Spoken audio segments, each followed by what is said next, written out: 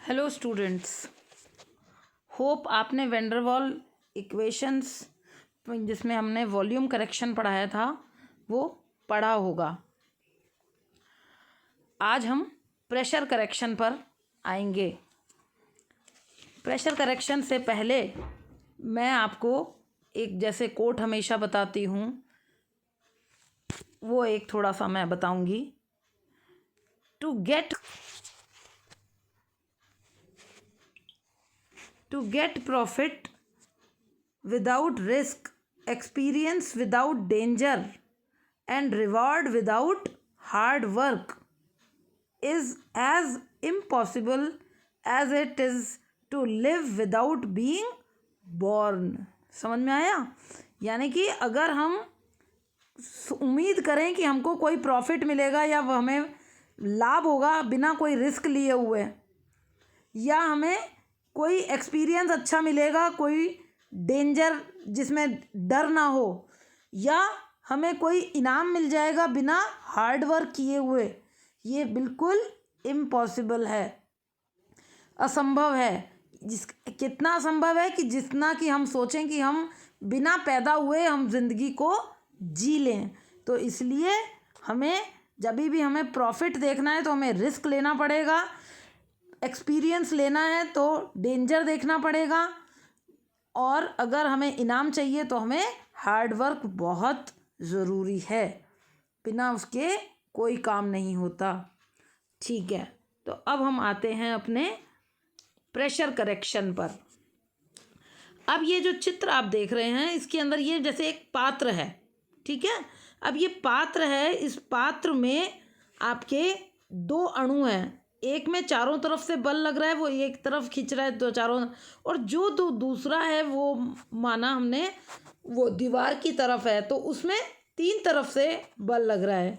तो ये जो किनारे वाला अणु है दीवार के कम वेग से टक्कर लगा पाता है, और एक्चुअल प्रेशर क्या होता है, उसका एक्चुअल प्रेशर P आदर्श P से प्रेशर से कम होगा।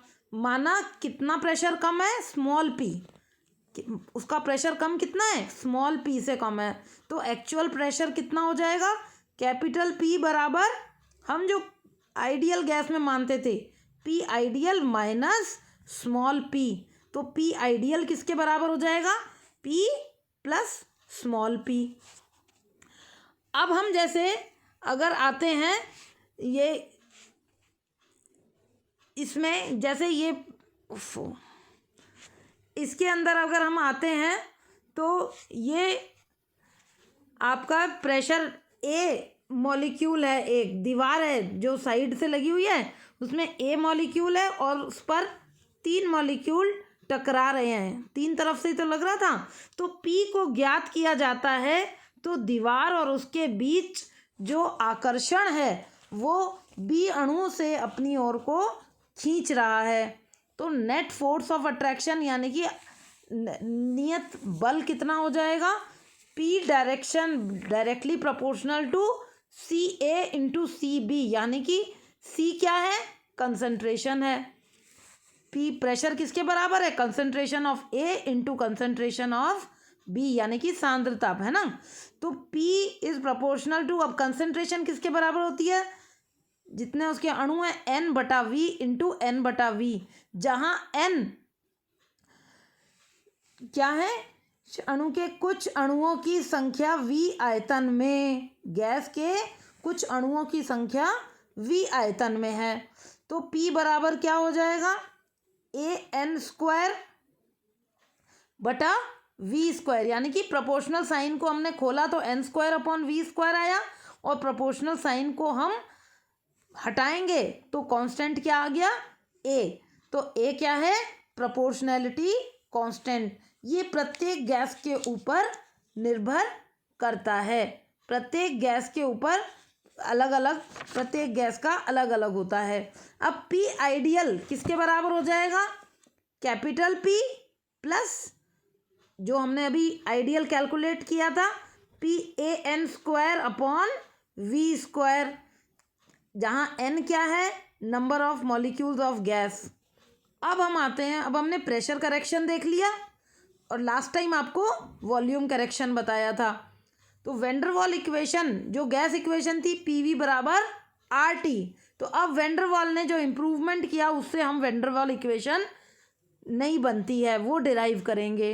अब हम इसमें क्या करेंगे, वैल्यूज़ पुट करेंगे, substituting the values of volume and pressure यानी V and P in ideal gas equation. Ideal gas equation क्या थी, पी वी बराबर एन आर टी, यानी कि पी प्लस वॉल्यूम हमने क्या निकाला था, a n square upon V square, P V, P क्या है total, P plus a n square upon V square, और वी क्या है, वी माइनस बी था बराबर आर टी, यानी कि P minus a n square upon V square, V minus n b और is equal to n R T, मतलब n अणु है। तो इफ 1 मोल गैस यानी कि एन बराबर 1, तो गैस इक्वेशन क्या हो जाएगी, P plus a upon V square, V minus b R T.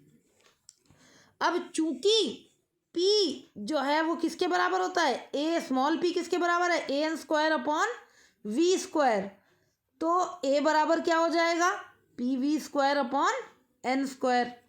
अब वेंडरवॉल इक्वेशन की भी लिमिटेशंस हैं, ये तो आ गई वेंडरवॉल इक्वेशन।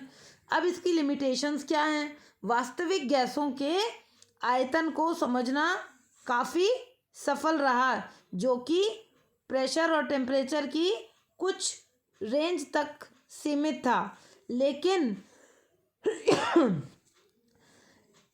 ये जब टेम्परेचर बढ़ाते हैं तो टेम्परेचर जब हम बढ़ाते हैं तब ये काम नहीं करता। हाई टेम्परेचर या प्रेशर और लो टेम्परेचर पर ये ज़्यादा काम नहीं करता।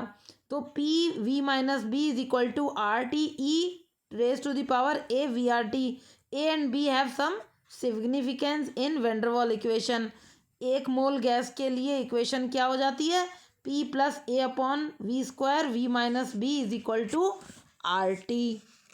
और इसको जब हम सॉल्व करते हैं तब आपका ये इक्वेशन आती है P V is equal to R T plus P b minus a upon V plus a b upon V square. ठीक है, तो ये आपकी वेंडरवॉल इक्वेशन आ जाती है। इस पर अभी अपन डिफरेंट टॉपिक्स पर आगे पढ़ेंगे, डेविएशन इसके हाई टेम्परेचर या वॉल्यूम हाई प्रेशर पर या लो प्रेशर पर किस तरीके से डेविएशन होते हैं, ये अपन अब अगले टॉपिक में पढ़ेंगे। जब तक आप इसको अपने हाथ से लिखिएगा और समझने की पूरी कोशिश करिए। वैसे काफ़ी आसान है, लेकिन आप खुद अपने हाथों से अपने नोट्स लिखेंगे, चाहे इनको देखकर ही लिख लीजिएगा या अपनी किताब से और कंसल्ट कर लीजिएगा, तब आपको ज़्यादा याद रखना है। तो मेरा कोट भी आप याद रखिएगा कि हमें कोई भी प्रॉफिट बिना रिस्क के नहीं मिलता, कोई एक्सपीरियंस बिना डेंजर के नहीं मिलता, और कोई इनाम बिना हार्डवर्क के नहीं मिलता। ये बिल्कुल किसके बराबर है, जो हम पैदा होते हैं, पैदा होने से हम चाहें कि हम पैदा नहीं होए पर हम जिंदगी, इसलिए हमको मेहनत करनी ही है ना। ठीक है, अब आप अपना पढ़ाई करिए और ध्यान रखिए। Thank you.